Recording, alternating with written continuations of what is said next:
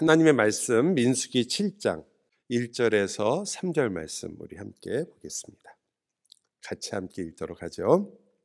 204쪽인데요. 함께 같이 읽겠습니다.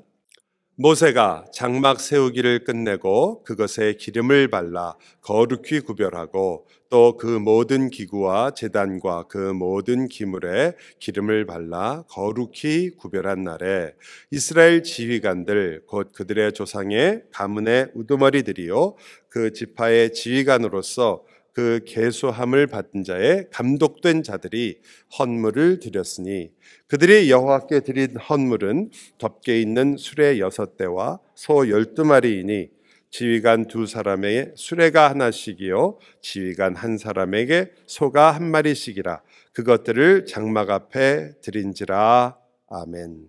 여러분 출애굽에 이 날짜가 중요한데요. 첫 해예요. 1월 14일 날이 유월절이에요. 그죠? 그때까지는 어디 있었죠? 애굽에 있었어요. 그런데 이 유월절이 지나고 바로 그 다음 날 출발을 하게 되죠. 어디서? 람셋에서 출발을 해서 홍해를 가르고 그리고 드디어 신광야까지 오게 됩니다. 하루에 온 건 아니고요. 이제 거쳐서 신광야까지 왔어요. 그 신광야까지 와서 거기서 여러분이 잘 아시는 만나와 메추라기 사건이 생기고 그리고 그것을 출발해서 리비딤을 지나가지고 그리고 어디로 가게 되냐면 바로 시내산까지 이르게 됩니다.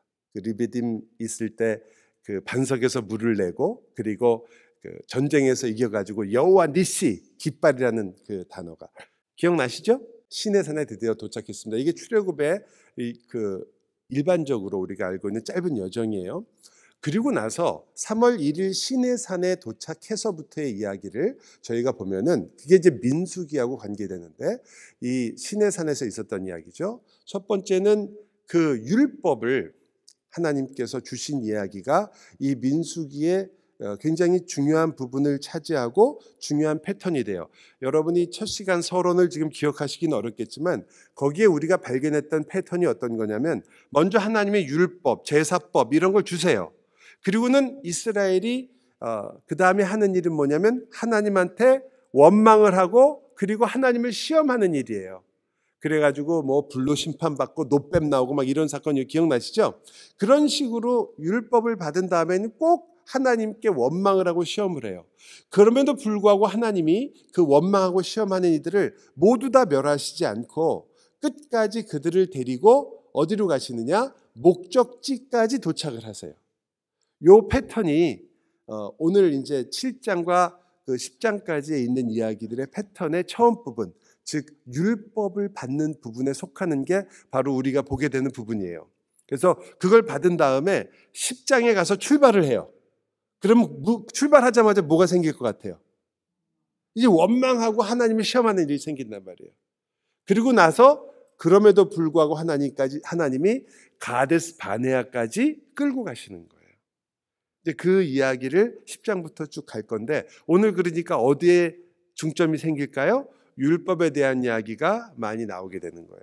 사실 율법은 여러모로 볼 때 굉장히 힘들죠. 그런데 이 민수기 7장부터 10장까지는 또 어려운 점이 하나 있어요. 이거는 시간상 저희가 처음 읽었던 그 장막 세우기를 끝냈다 이 말은 바로 성막을 다 마쳤다는 이야기거든요. 7장에 나오는 이야기인데 이게 시간상으로 상당히 애매한 거예요. 그냥 읽을 때는 모르시지만 여러분이 성경 공부를 이만큼 해서 날짜를 조금 아시면 이게 좀 이상한 이야기예요. 자, 하나씩 살펴볼게요. 3월 1일에 시내산에 도착을 한 거예요. 자, 시내산에 3월 1일에 도착을 한 다음에 하나님이 그때부터 율법을 주시고 시내산에 올라가 가지고 십계명도 받고 성막 설계도도 받고 그리고 그 받는 동안에 아래서는 딴짓하고 그런 모든 이야기가 민수기에는 없어요. 어디 있는 이야기예요? 전부 출애굽기에 나오는 이야기예요. 그 일들이 꽤 오랫동안 있게 되죠. 그러다가 결국 2년째 되는 1월 1일 날 성막을 완성한 거예요. 그런데 날짜를 살펴보면 1월 1일이니까 1월 14일이 또 올 거 아니에요. 1월 14일은 무슨 날? 유월절이에요. 근데 아까 첫 번째 유월절은 출애굽하기 전에 애굽에서 한번 지냈죠. 그럼 이번에 1월 14일 날은 2년째니까 두 번째 유월절을 하는 거예요. 그 유월절을 지내게 됩니다. 그리고 나서 또 보름이 지나게 되면 2월 1일이 되는데 2월 1일 날 인구조사를 해요. 그리고 나서 2월 14일에 유월절을 또 한 번 하게 돼요. 이제 우리가 살펴볼 건데 한 달 후에 유월절을 하나님께서 또 한 번 하게 하세요. 조금 재밌는 그런 부분이죠. 오늘 다룰 부분은 아니에요. 그런데 생각해 보면 인구조사가 나온 것은 언제냐? 민수기 1장 1절이에요. 그죠? 그런데 성막이 완성된 거는 지금 몇 장에 나와요? 7장 1절에 나와요. 순서가 바뀐 거예요, 지금. 순서가 바뀌었어요. 자, 7장부터 10장까지에 속하는 이야기는 어디의 내용이냐면 그러니까 바로 이 빨간 테두리 안에 들어가 있는 내용이에요. 즉 성막을 완성한 다음부터 인구조사를 할 때까지의 이야기가 7장부터 나오는 거예요, 다시. 재미있죠? 자, 순서대로 적질 않고 왜 그렇게 했을까? 당연히 우리가 질문을 하게 되잖아요. 그러니까 이게 재밌는 거예요. 왜 그렇게 했을까? 자, 시간 여행을 하는 것과 마찬가지입니다. 한 달 전으로 돌아가는 거예요, 지금. 맞아요? 자, 지금 우리가 있는 시간, 민수기를 우리가 따라온 시간에는 지금 우리가 어디에 있냐면 2월 1일 그때 있어요. 그죠? 그리고 사실상 14일, 2월 1일, 14일 그 2월 1일부터 14일 그 사이에 지금 우리는 살고 있어요. 아직 유월절을 또 한 번 하진 않았어요. 하지만 그 사이에 살고 있는데 이야기를 우리가 읽는 거는 성막을 봉헌한 것은 정확히 한 달 전의 이야기예요. 그러니까 그래서 표현이 어떻게 나오나 보세요. 그 지파의 지휘관으로서 그 계수함을 받은 자의 감독된 자들이 헌물을 드렸으니, 자, 이게 재밌는 표현이에요. 여러분 드라마를 보실 때는 이게 금방 이해가 되시지만 이렇게 성경을 읽을 땐 우리가 다 이해를 못하기 때문에 잘 설명을 들으셔야 돼요. 자, 지금 있는 시간은 우리가 2월 1일의 이야기를 하고 있어요. 근데 드라마 보시면은 갑자기 옛날 이야기로 싹 돌아가는 게 있죠. 그러면서 회상을 하잖아요. 그런 장면하고 비슷한 거예요. 나는 지금 여기 있기 때문에 나는 인구조사가 끝났어요, 안 끝났어요? 끝났어요. 끝난 사람이에요. 끝났는데 그런데 한 달 전의 이야기를 생각하니까 뭐라고 말하냐면 그때 우리가 뭘 했지? 그때 뭐 했냐면 헌물을 드렸단 말이에요. 성전이 끝나고 봉헌식을 하면서 헌물을 드렸어요. 근데 그 헌물을 드렸던 사람이 누구냐면은 우리가 이미 인구조사를 해서 계수함을 할 때 그때 지휘관들이 나오잖아요. 마치 그 지파의 족장처럼, 지파의 장들처럼 그 지휘관들이 나오는데 군대처럼요. 그 지휘관들이 그때 봉헌을 했다고요. 그러니까 그거를 지금 생각하면서 얘기를 하는 거예요. 왜 이렇게 복잡하게 얘기를 하느냐? 이 회상 씬은 왜 해요, 드라마에서? 왜 여기 보시다가 회상이 필요해요? 그것이 중요해서 그걸 기억함으로써 지금 현재의 이야기가 어떤 중요성을 가지는지를 보여주려고 하는 거예요.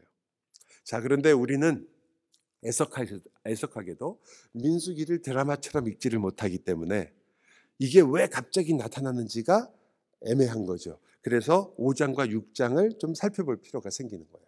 자, 5장과 6장이 어떻게 얘기가 진행됐었냐면 사실은 그 레위인과 그 아론의 이야기를 지난 다음에 거룩한 삶에 대한 이야기를 했어요. 그런데 이게 오래된 이야기가 아니라 우리들한테는 일주일 전 이야기예요. 어떤 얘기했죠? 부정한 사람이 누군지, 시체 만진 이야기, 그리고 여러분이 잘 아시는 것처럼 아내의 부정에 대한 얘기. 그래서 거룩한 삶이 무엇인가에 대한 율법이 나왔었어요. 기억하시죠? 그 율법이 끝난 다음이 굉장히 중요한데 바로 6장 마지막이 뭘로 끝났을까요? 나실의 이야기도 나오고 그 다음에 마지막은 6장 마지막은요. 뭘로 끝났을까요? 자, 6장 마지막에 그들은 이같이 내 이름으로 이스라엘 자손에게 축복할지니 내가 그들에게 복을 주리라. 이렇게 끝나요. 여러분이 자주 그렇진 않지만 가끔 저희가 예배의 마지막에 하나님의 축복을 선언할 때에 그때 이 구절을 많이 쓰지요. 주께서는 내게 복을 주시고 너를 지키기를 원하며 주께서는 그의 얼굴을 너에게 비추사 은혜 베푸기를 원하며 주께서는 그 얼굴을 내게로 향하여 드사 평강 주시기를 원하노라. 이렇게 예배의 마지막에 대개 이제는 우리 주 예수 그리스도, 그걸 제일 많이 쓰지만 고린도서에 있는 말씀을, 그러나 이 민수기 말씀을 쓸 때도 있단 말이에요. 왜 그러냐면 이것이 하나님의 말씀이 이스라엘 백성에게 축복을 하는 거예요. 자, 여러분 생각해 보세요. 축복을 받으면 대개 어떻게 하나요? 그 성경을 읽으시면 축복을 하는 장면이 나와요. 하나님이 너에게 복을 준다. 그러면 이스라엘 민족들이 어떻게 해요? 아멘으로 화답하거나 혹은 그것에 대하여 반응을 하잖아요. 맞아요? 그런데 여기는 6장인 끝에 반응이 없어요. 자, 제사장이 축복을 했는데 반응이 없어요. 그리고는 그 이야기가, 자, 제사장이 막 영화로 보면 이렇게 오버래핑이 되는 거예요. 제사장이 손을 탁 들어갖고 복을 막 주는데 거기 이스라엘 백성들이 앞에 쫙 있는 거예요. 이건 제가 사진을 하나 구하려고 그러는데 없어가지고, 그림이 없어요. 그래갖고 제가 지금 해보는 거예요. 여러분이 참 수 없는 그 200만 명에 가까운 이스라엘 백성들이 쫙 있는데 제사장이 나와가지고 쫙 손을 들어서 복을 주고 있는데, 그러면서 이스라엘 백성들의 삶 속에서 그 장면이 오버래핑이 일어나요. 이게 흐려지면서 다른 장면이 쫙 나오는데 무슨 장면이 나오냐면 성전 봉헌식이 나오면서 거기 그 지휘관들이 나가서 예물을 드리는 그 장면이 나온단 말이에요. 자, 그거는 그러니까 이스라엘 백성들이 지금 마땅하게 이 축복에 어떻게 해야 된다, 이렇게 반응해야 된다, 이런 얘기인 거예요. 이해가 가세요? 이걸 그래픽하게 만들려면 이 드라마를 만들어야 되는데 이게 말로만 되나? 이해가 되세요? 말로도? 역시 그것은 두 가지 중에 하나겠죠. 여러분이 말씀을 많이 읽으셔서 그렇거나 드라마를 많이 보셔서 그렇거나 둘 중에 하나겠죠. 어쨌든 백성의 반응이 회상처럼 그림으로 쫙 나타나는 거예요. 그런데 한 달 전의 이야기로 돌아가면서 백성들은 지금 그 복을 받으면서 그걸 생각하게 된다는 거죠. 이 구절을 그렇게 민수기가 이끌어가고 있는 거예요. 자, 백성의 반응이 어떤 거냐? 먼저는, 그러니까 이거는 백성들이 어떻게 하나님의 복에 반응하며 살아야 되는가를 이 이야기를 가지고 얘기하는 거예요. 레위인에게 헌물을 먼저 합니다. 자, 여러분, 그 레위인이 그 아론과 그 다음에 세 부류로 이렇게 나누죠. 아론은 누구예요? 아론과 그 자손들은 제사장. 아론과 그 자손들은 제사장이에요. 아무나 제사장 되는 거 아니에요. 아론과 그 자손들만 제사장이 돼요. 그 다음엔 세 부류가 나오잖아요. 하나는 고핫, 또 하나는요 무라리, 또 하나는 게르손. 이렇게 셋이 나오는데 하는 일이 다 달랐죠. 고핫은 메고 가는 사람들, 그 다음에 그리고 성물들을 주로 교회란다. 그 성막 안에 있는 기구들을. 그 다음에 무라리는 그 성전들과 성막을 세우고 있는 기둥이나 이런 것들을 걷어가지고 가는 사람들. 그 다음에 게르손은요, 휘장, 이런 천막에 있는 덮개, 이런 걸 다 해서 가져가는 사람들이에요. 그래서 요 세 가지가 있었고, 그 중에 죽기 제일 쉬운 사람들이 고하시죠. 이게 들쳐서 보이기만 해도 죽는 거예요. 이렇게 되는 사람들이에요. 이 세 사람이 있는데, 그래서 이 세 레위인들에게 헌물을 하게 됩니다. 레위인을 위한 헌물을 하게 돼요. 그게 뭐였냐면 수레를 6대를 가지고 보내게 되고 소를 12마리를 주게 됩니다. 게르손에게는 수레를 2개를 주고 그 다음에 소를 4마리를 주고요. 그 다음 사실 기둥이나 이런 것은 그 휘장보다 훨씬 무거우니까 어떻게 했냐면 수레를 4개를 주고 소를 8마리를 줬어요. 그러니까 수레 하나에 소가 2마리가 끌게 되는 거죠. 이해가 가시죠? 그래서 그 소를 끌게 돼가지고 거기다가 물건을 넣어서 갈 수 있도록 그렇게 헌물을 했습니다. 이것이 처음이 레위인에게 주는 헌물이었어요. 그 다음에는 제사를 위해서 또 헌물을 해요. 자, 성막을 지금 봉헌을 했는데 그 제사를 매일매일 하도록 돼 있거든요. 움직이고 이동하지 않는 이상은 어딘가에 있게 되면 제사를 매일 하도록 돼 있어요. 번제도 매일 하고, 그래서 상번제라고 불러요. 상이란 말은 항상이란 말이니까 항상 매일마다 하는 번제가 있었고 소제가 있었고, 그런 제사를 드릴 수 있도록 헌물이 필요했어요. 그래서 그 헌물을 하게 됩니다. 제사장들이 매일 제물을 하나님께 드릴 수 있도록. 그래서 은접시 은대접에다가 약 다 합쳐서 200세겔, 200세겔은 무게를 말하는 겁니다. 돈이 아니라 성전 세겔로 200세겔인데, 세겔이라는 말이 그렇게 쉬운 말이 아니라 지금 정확하게 학자들만 간에도 이견이 많아요. 뭐 10g에서 한 15g, 20g 그 사이인 것 같아요. 그것을 약 한 합쳐서 200세겔에 되는 것을 접시와 대접에, 접시는 이렇게 납작한 거, 대접은 이렇게 큰 거. 그래서 거기다가 담아가지고 뭘 담았냐면 그 에바라고 우리가 되게 말하는 고운 가루, 곡식을 갈은 가루를 기름에다 섞어가지고 그걸 대접에 담아서, 접시에 담아서 바쳤어요. 그것이 소제물이죠. 이거는 소제물이라는 말은 작은 제물이 아니라 소제를 드리기 위한 제물이다. 소제는 무슨 제사죠? 영어로는 cereal offering이라고 그래요. cereal이라는 말은 여러분 잘 아시나요? 시리얼. 그 시리얼이에요. 여러분이 아침에 급하면 드시게 되는 시리얼. 그러니까 그 곡식으로 만든 걸 되게 시리얼이라고 그러는데, 그 곡식을 갈아서 만든 거다. 그래서 그걸 소제라고 불러요. 곡식을 태우는 거죠, 일부를. 그 다음에 금그릇에다가는, 금그릇도 하나인데 거기다가 향을 담아서 바쳤어요. 드렸어요. 제사를 위한 헌물이죠. 또 하나는 이제 숫송아지와 숫양과 1년 된 숫양을 번제물로 드렸어요. 한 마리씩 드렸어요. 한 마리씩. 근데 이게 한 지파가 드리는 양이에요. 전체가 아니고 이게 한 지파가 드리는 양이에요. 그래서 번제물을, 그러니까 번제가 들어가는 거죠. 소제를 해야 되고 번제를 해야 되고, 그 다음에는 숫 염소 한 마리를 가지고 속죄제를 드릴 수 있도록 속죄제물을 했어요. 그 다음에 소 2마리, 수장 5마리, 숫 염소 5마리, 1년 된 수장 5마리를 화목제물로 했어요. 자, 그러니까 여기에 포함되는 제사가 뭐뭐가 되죠?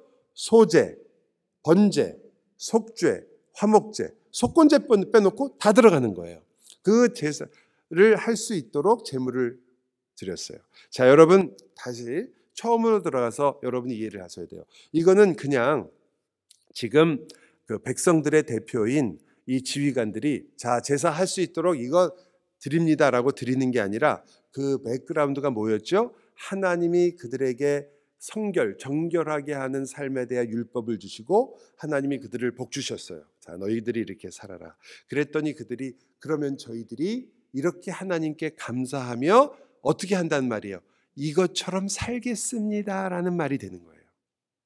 그래서 그들이 드린 이 제물에 들어있는 내용들, 즉 레위인들을 돕기 위해서 했던 그 제물처럼 저와 여러분이 이 삶을 사는 동안에 그 필요로 하는, 그리고 하나님이 쓰임이 있는 곳에 어떻게 우리의 인생과 삶을 드릴 것인가를 보여주는 것이고, 내 삶을 드리는 모습에는 뭐가 들어가야 되는 거예요? 소제와 번제와 속죄제와 화목제가 필요하게 되는 거예요.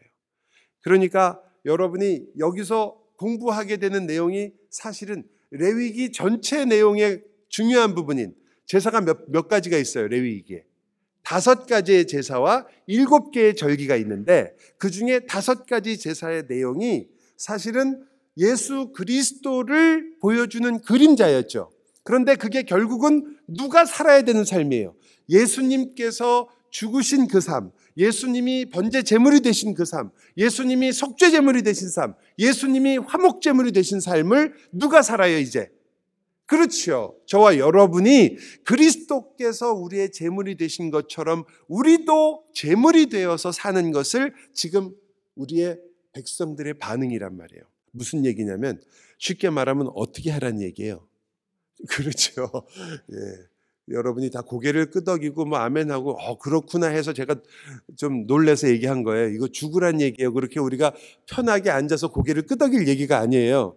그래서 여러분이 지금 이 읽고 있는 이야기가 뭘 이야기하는 거냐면, 왜 제사라는 것이 이렇게 나오고 왜 우리가 제사처럼 살아야 되냐면, 우리가 율법을 지킴으로써 이 모든 것을 이루어내는 것이 아니라 바로 하나님의 은혜로 이 모든 것이 이루어질 것이며, 그 그리스도가 바로 우리가 바라봐야 될 것이고, 그 그리스도 때문에 너희도 너희가 온 힘을 다해서 완벽하게 살려고 애쓴다면 실패하고 쓰러지는 것이 분명하지만 그리스도와 함께 죽으려 한다면 어떻게 된다는 거예요? 살 것이다 이거예요. 살 것이다.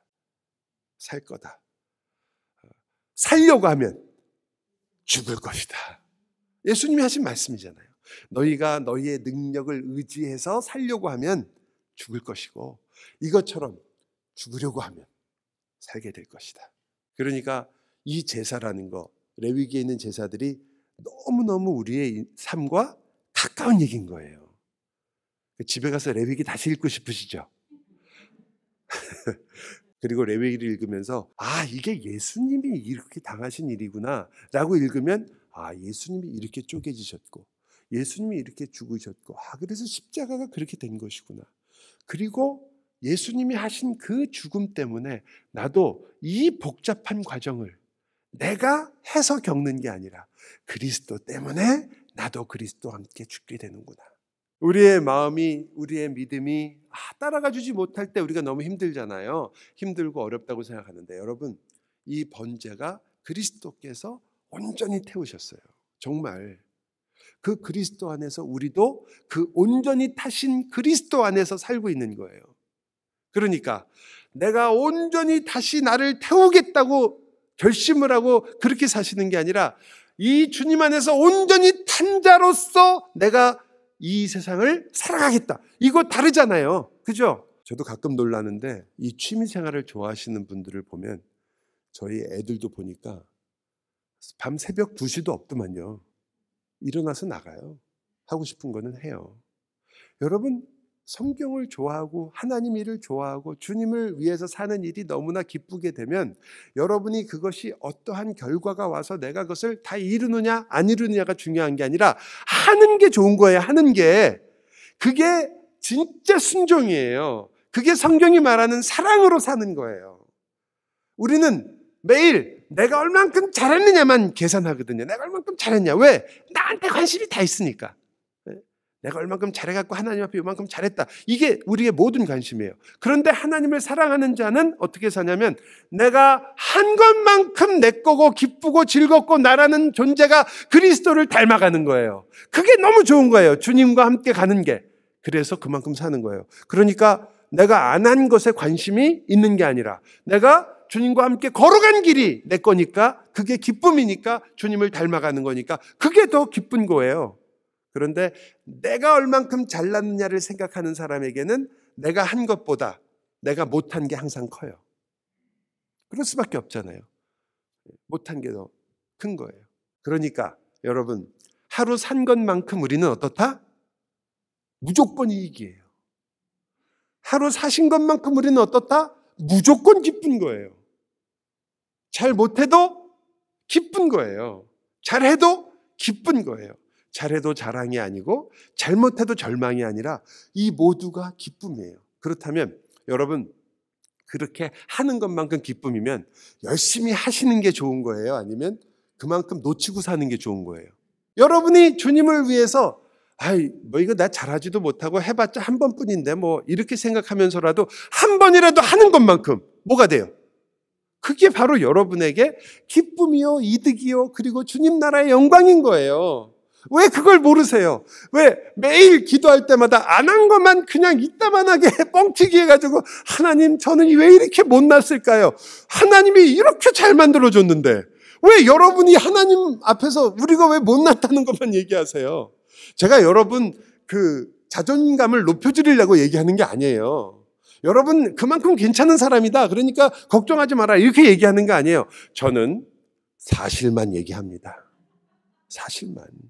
이 받은 것들이 우리에게 진짜 복이라는 것을 알게 되면 여러분 걸은 것만큼 사는 것만큼 여러분과 저는 하나님의 은혜와 사랑 속에 기쁨으로 사는 거예요. 그러니까 어제가 더 행복하세요? 오늘이 행복하세요? 참 우리가 뻔뻔한 사람들이죠. 그죠? 근데 정말로 그래요.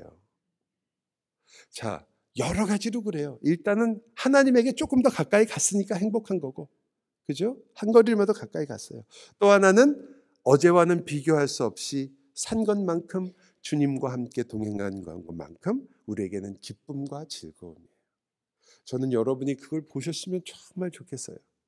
속상하고 답답할 때 잊지 마시고, 아니다, 내가 산 것만큼이 바로 주님과 함께 걸어간 그 길만큼이, 내가 심지어 잘하지 못해서 쓰러진 그 자리에도 예수의 십자가는 서 있기 때문에 우리가 그것만큼 하나님과 함께 걸어가는 것이다.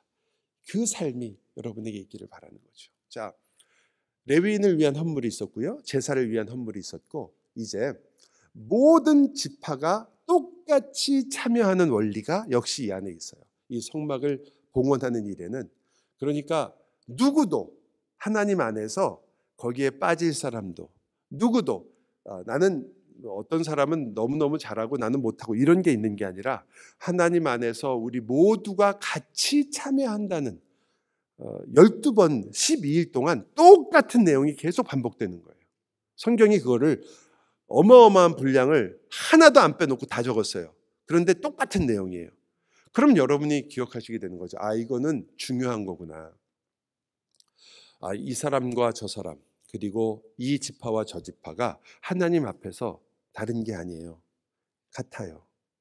주님이 바라시는 것은 여러분이 얼만큼 많이 남겼느냐가 아니라 뭘 바라시죠? 충성하였느냐, 이걸 바라시는 거예요. 주님이 마지막에 질문하는 것은 네가 얼만큼 많이 남겼고 얼만큼 대단한 일을 했냐 아니에요. 여러분, 사람마다 아무도 공평하게 받는 사람이 없습니다. 여러분과 제가 공평하게 받은 게 뭐가 있어요? 태어난 것도 다르죠. 여러분과 제가 똑같이 공유하고 있는 건 예수 믿었다는 거 아니에요. 그리고 주님이 주시는 영생 아니겠어요? 그리고 주님과 함께 살아갈 수 있는 인생이 있다는 거예요. 나머지는 거의 다 달라요. 여러분은 저보다 현명하신 분이 많고, 믿음도 어떤 때는 여러분이 더 강하고 더 깊을 수도 있어요. 어떤 분은 저보다 훨씬 더 잘나고 멋있는 인생을 사신 분이 이 자리에도 계시고, 하나님이 보시는 것은 제가 어떻게 잘났으며 혹은 제가 가지고 있는 게 남보다 뭐가 더 있으며 이런 거 아니에요. 모든 사람이 달란트가 다를 수 있어요. 사명이 다르고 가지고 있는 능력과 은사가 다 달라요. 그러나 하나님이 보시는 건 똑같아요. 뭐죠? 너희가 주님을 사랑하였느냐, 네가 나를 사랑하느냐, 그거거든요.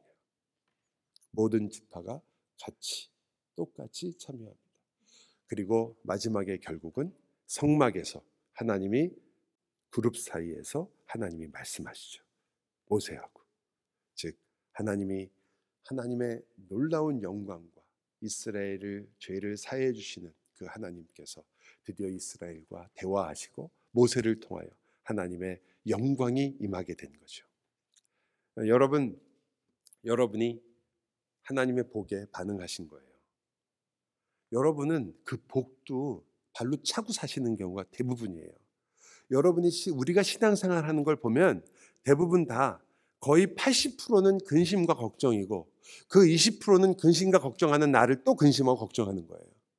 매주마다 하나님께서 말씀으로 여러분에게 어떻게, 마지막에 설교 때 여러분이 감동을 받고 은혜를 받은 것, 그것보다도 어쩌면 더 많이 하나님께서 말씀으로 이제 성삼위 하나님께서 그 사랑과 은혜가 너희와 함께 하겠다라는 그 놀라운 말씀을 매주마다 들으시는 분들이 여러분이, 그런데 그것은 그냥 요식 행위 같아요. 그냥 그렇게 이해하는 거고, 실제로는 우리에게 너무나 많은 다른 게 필요한 사람들이 된 거예요. 우리가 주는 모든 것들이 매일 우리는 부족하고, 하나님께 역시 하나님의 은혜와 사랑을 고백하는 것 같으면서도 매일 같은 일을 쳇바퀴처럼 할 때가 너무나 많아요. 다람쥐가 쳇바퀴 돌듯 한다고 그러잖아요. 여러분도 우리 삶이 그런 것 같아요. 매일 똑같은 것 같아요. 뭐 일하시는 분이나 일 안 하는 분이나 그냥 예수 잘 믿는 것 같지만 또 금방 또 흔들려가지고, 그래서 쳇바퀴 도는 것 같아가지고 매일 이러고 살까 이러는데, 그 쳇바퀴가 공중에서 돌면 그렇게 쳇바퀴처럼 그렇게 돌아갈 수밖에 없어요. 그런데요, 땅에 닿기만 하면 앞으로 가요. 땅에 닿기만 하면, 예수에게 닿기만 하면 돼요. 여러분, 땅이 예수님이란 말이에요. 제가 생각해 보니까 수레바퀴가 막 공중에서는 막 뱅글뱅글 혼자 돌지만 땅에 닿기만 하면 가는 거예요. 그죠? 예수 그리스도에게 닿기만 하세요, 제발. 내 인생이 나 혼자 도는 게 아니라 그리스도가 딱 닿기만 하면 내 인생은 앞으로 갈 수밖에 없어요. 여러분의 인생은 정말 하나님의 영광과 거룩을 향해 가는 인생이란 말이에요. 여러분이 예수한테 닿았어요, 안 닿았어요? 닿잖아요, 닿잖아요. 닿는데 왜 도는 걸 걱정하세요? 쳇바퀴처럼 절대 안 돌아요. 여러분은 지금도 주님을 향해 가게 된단 말이에요. 성막에서 말씀하시는 그 하나님의 임재와 거룩 속에서 우리가 기뻐하며 갈 수 있어요. 사는 건 정말 기쁜 일이에요. 황홀한 일이에요. 예수 그리스도 때문에. 아니면 가장 비참한 일이죠, 이거. 산다는 게 이것처럼 힘든 일이에요. 그렇게 열심히 살고 그렇게 모든 일을 다 해도 결국 남는 건 병든 몸밖에 없고, 결국 남는 건 죽음밖에 없고, 결국 남는 건 아무런 것도 없고, 그 컴컴하고 어두운 한 평 반도 안 되는 그 땅밖에 우리에게 남는 게 없다면 이 인생이 그게 뭐예요 도대체? 아무것도 아닌데 예수 그리스도를 만난 그 사람들에게는 가장 황홀하고 가장 행복하고 가장 의미 있고 그 모든 것을 능가하는 하나님의 영광을 누리는 거예요, 우리가. 여러분 인생이라니까요. 아니 그게 제 인생이 아니고 여러분 인생도 그렇다니까요. 저만 좋아할 수가 없어서 여러분에게 얘기해 드리는 거예요. 이게 너무 기쁜 거예요, 여러분은. 예? 그게 여러분의 인생이요, 삶이란 말이에요. 이것이 바로 여러분 미드바르, 민수기의 내용입니다. 기도합시다. 하나님, 저희가 이렇게 주님의 은혜와 능력을 배웠습니다. 주님께서 주시는 놀라운 은혜를 또한 저희가 알았습니다. 그 축복을 받은 우리가 어떻게 하나님께 반응해야 하는지, 헌물을 드린다는 것이 어떤 의미였으며 우리가 제사장과 레위인처럼 하나님 앞에 서 있다는 것이 어떠한 복이었는지를 저희가 깨달았습니다. 주님, 저희로 당연히 그 말씀에 맞게 기쁨으로 살게 하여 주옵소서. 그 어떤 것으로도 이 하나님이 주신 놀라운 은혜와 기쁨을 무너뜨릴 수도 흔들 수도 없사오니 주님, 저희가 이 말씀을 의지하여 내 인생이 그 은혜로 산다는 것을 기억하게 하여 주옵소서. 예수 그리스도의 이름으로 기도하옵나이다. 아멘.